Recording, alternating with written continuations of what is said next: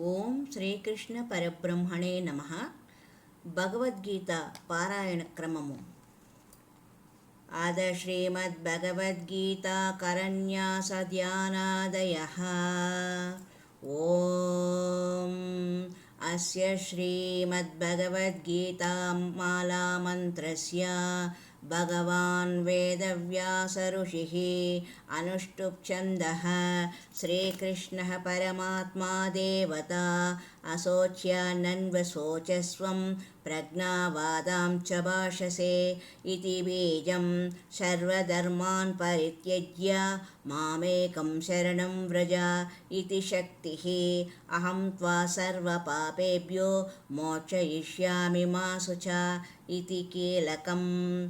అదకరన్యాసః నైనం చిందతి సహస్రాణి నైనం దహతి పావక ఇత్యంగుష్టాభ్యాం నమః నాచైనం క్లేదయంత్యాపో న శోషయతి మారుత ఇతి తర్జనీభ్యాం నమః అచ్ఛేద్యోయమదాహ్యోయం అక్లేద్యో శోష్య ఏవ చ ఇతి మధ్యమాభ్యాం నమః నిత్యః సర్వగతస్థాణు అచలోయం సనాతన ఇతి అనామికాభ్యాం నమః పశ్య మే పార్థరూపాణి శతశోధా సహస్రశ ఇతి కనిష్ఠికాభ్యాం నమః నానావిధాని దివ్యాని నానావర్ణాకృతీని చ ఇతి కరతలకరపృష్ఠాభ్యాం నమః ఇతి కరన్యాసః.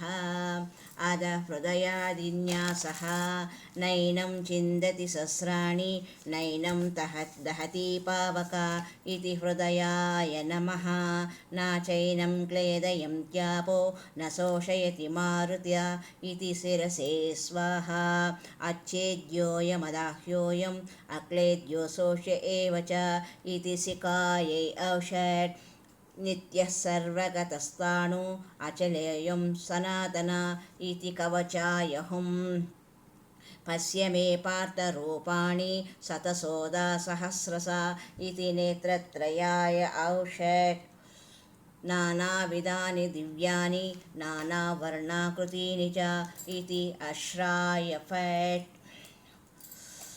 इति हृदयाज्ञासः श्रीकृष्णप्रीत्यर्थे पाठे विनियोगः. अथ ध्यानम्. ॐ पार्थाय प्रतिबोधितां भगवता नारायणेन स्वयं व्यासेन ग्रथितां पुराणमुनिनां मध्ये महाभारतम् अद्वैतामृतवर्षिणीं भगवतीम् अष्टादशाध्यायिनीम् अम्बा त्वाम् अनुसन्ददामि भगवद्गीते भवद्वेषिणीं. नमोऽस्तु ते व्यासविशालबुद्धे पुल्लारविन्दायतपत्रनेत्रा येन त्वया भारततैलपूर्णः प्रज्वालितो ज्ञानमयः प्रदीपः प्रपन्नपारिजाताय तोत्रवेत्रैकपाणये ज्ञानमुद्राय कृष्णाय गीतामृतदुहे नमः. वसुदेवसुतं देवं कंसचाणूरमर्दनं देवकी परमानन्दं कृष्णं वन्दे जगद्गुरुं. भीष्मद्रोणतटा जयाद्रथजलागान्धारनीलोत्पला शल्यग्राहवती कृपेण वहै कर्णेन वेलाकुला. भीष्मद्रोणतटा जयद्रथजला गान्धारनीलोत्पला शल्यग्राहवती कृपेण वहनी कर्णेन वेलाकुला.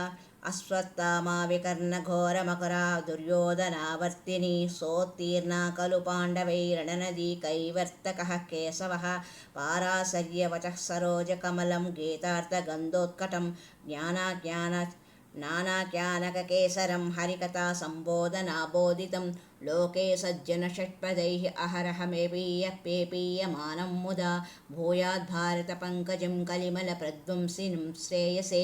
मोकं करोति वाचालं पङ्गुं लङ्घयते गिरिं यत्कृपातामहं वन्दे परमानन्दमाधवं. शान्ताकारं भुजगशयनं पद्मनाभं सुरेशं विश्वाधारं गगनसदृशं मेघवर्णं शुभाङ्गं लक्ष्मीकान्तं कमलनयनं योगिहृद्यानगम्यं वन्दे विष्णुं भवभयहरं सर्वलोकैकनाथं यं ब्रह्मा वरुणेन्द्ररुद्रमरुतः स्तुन्वन्ति दिव्यैः स्तवैः वेदैः साङ्गपदक्रमोपनिषदैः गायन्ति यं सामगाः ज्ञानावस्थिततद्गतेन मनसा पश्यन्ति यं योगिनो यस्यां तानाविदुः सुरासुरगणा देवाय तस्मै नमः।